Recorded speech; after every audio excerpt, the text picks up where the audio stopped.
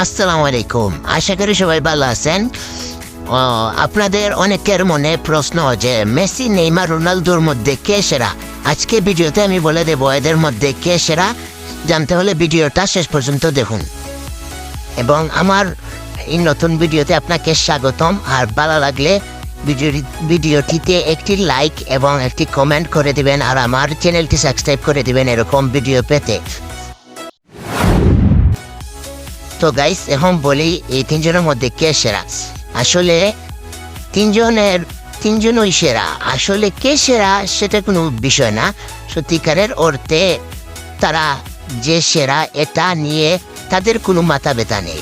তারা কখনো নিজেদের সেরা দাবি করে না, বরং তারা তাদের প্রতিপক্ষই সেরা মনে করে।